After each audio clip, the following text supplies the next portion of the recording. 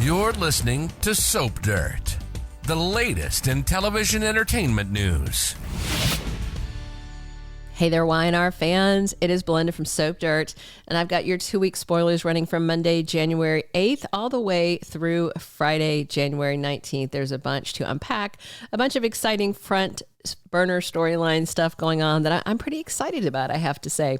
And hey, if you haven't already, please click subscribe. We really appreciate it. It helps the channel so much. Now let's unpack these 2 weeks worth of spoilers and dig in right now. On Monday, January 18th, we have Nick Newman being difficult about working with Adam, and he's peeing all over his ideas as they discuss this presentation that Victor wants him to make.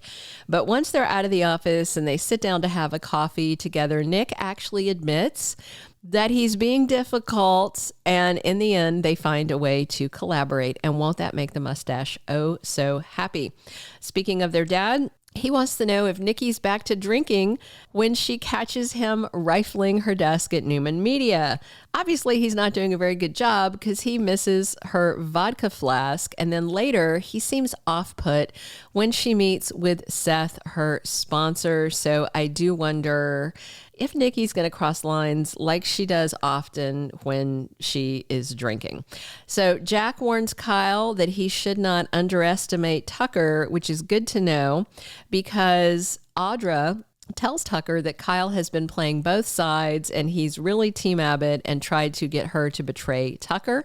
She said she is on Tucker's side because as weird as whatever it is they have, it's her longest relationship. He talks to her about the whole thing in Paris where Ashley is simply seeing things that he didn't say happen. He and Ashley talk later. She says he's gaslighting her. He sees it the other way.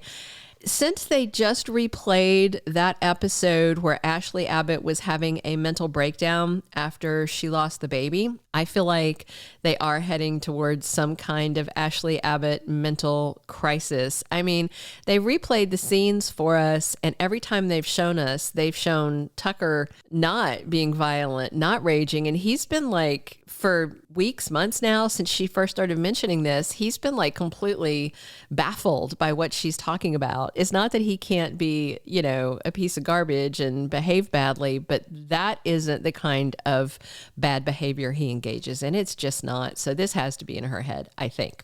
Tuesday, January 9th, we see Kyle completely snapping. He loses it. I'm guessing that Audra tells him, oh, by the way, I told Tucker that you've been playing both sides. And yeah, I'm definitely Team Tucker. That sounds like that Kyle and her can't really stay together, doesn't it? Meanwhile, Summer, his ex, surprises Chance Chancellor. She has decided she wants to tell him how she's feeling about him. And he already kind of has an idea because Sharon said some things. She kept asking him about Summer. But then when he had asked her what Summer and she were talking about, she lied to him and tried to play it off as a big nothing. So I think Chance will be surprised but not really surprised. And he may wonder if Sharon already knew all this, but now he's single and they just had that concert date. And although he's, 5 minutes off a breakup, you never know, maybe he'll decide to roll the dice and see what happens. And Ashley is completely shocked when she runs into Cole Howard at Crimson Lights. They share a big hug. He says she's more beautiful than ever. And she says she didn't think she'd see him again. She wonders what he's doing back in Genoa City. If you don't remember, Ashley and Victoria were competing over him and he was kind of triangling between them back in the day. So far, he and Victoria haven't renewed a spark, but they are co-parenting. So it'll be interesting to see if Ashley tries to get closer to Cole, maybe in part just to annoy Tucker. On Wednesday, January 10th, Jack offers Ashley some advice. I don't know if she is in the frame of mind to accept it. We need to be watching for warning signs that she may be unraveling. Also, Victor has a new challenge for Nick Newman and Adam Newman, and I certainly hope they rise to the occasion together. Meanwhile, Claire Grace, still at the mental hospital, cannot stop having memories and nightmares about her psycho Aunt Jordan. These have to be addressed for her to get on the road to recovery.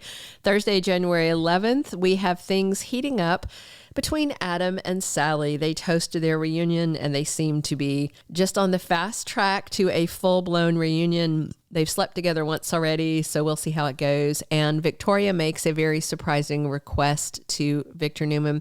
She already asked for the leave of absence, so I tend to think this might be something about Claire. Maybe she wants him to use his influence to help get Claire out of the psych hospital. Maybe she wants to move her into her house on the ranch. We'll see. Victor's got a lot of stuff going on with Nikki. I don't know how he's going to feel about this, but he did tell Claire that he owed her a debt because she saved Nikki's life from Jordan. So we'll see.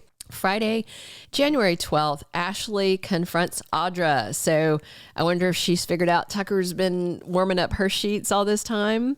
And Victor vows to protect Nikki no matter what. But also this week, and I don't have the exact date this happens, Nikki is completely drunk, falling down drunk, and is staggering around. And she tells Lauren she can't go home and let Victor see her like this. So Lauren agrees to help her. Claire ties up some loose ends with Jordan. She needs closure. I don't know if she's going to get a day pass to go over to the jail or a video call. Not sure how that's going to work. And that's everything for week 1. Going to week 2, January 15th through the 19th, we have Nikki's struggle with sobriety continuing. She is in deeper and deeper. And a big question for me is whether she might stray with her AA sponsor, Seth. Of course, a sponsor is definitely not supposed to get involved with the person they are sponsoring as part of the program. That is bad for everybody's sobriety, but it wouldn't be unprecedented either in real life or on a soap opera. And Nikki, when she was with him, remember, Victor was already giving a little side eye. I don't think he likes that she is being sponsored by a guy. We'll see how it goes. Victor's definitely trying very hard to protect Nikki, but it's hard to protect somebody from themselves, especially if she keeps hiding things from him, like her desk flask. But at least he finally cleaned off that frickin' liquor cart.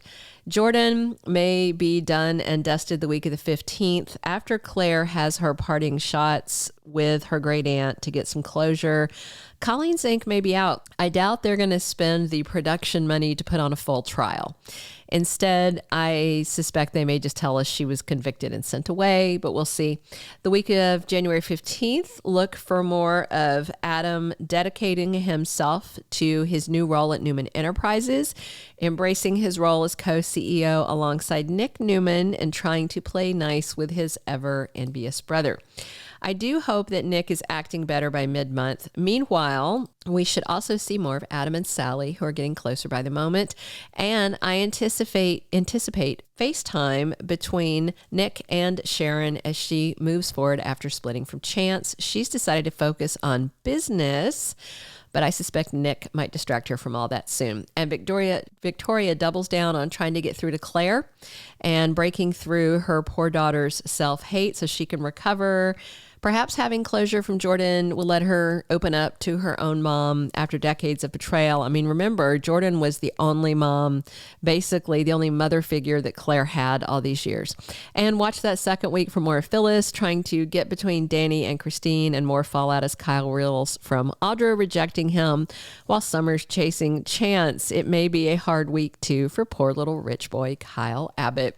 All right, that's everything I have for you. If you haven't already, please reach down, click subscribe. We really appreciate it. It helps the channel so much. And definitely drop your comments on what you're excited to see these 2 weeks, and come back soon, because we're here talking Y&R every single day. And this is Belinda from Soap Dirt.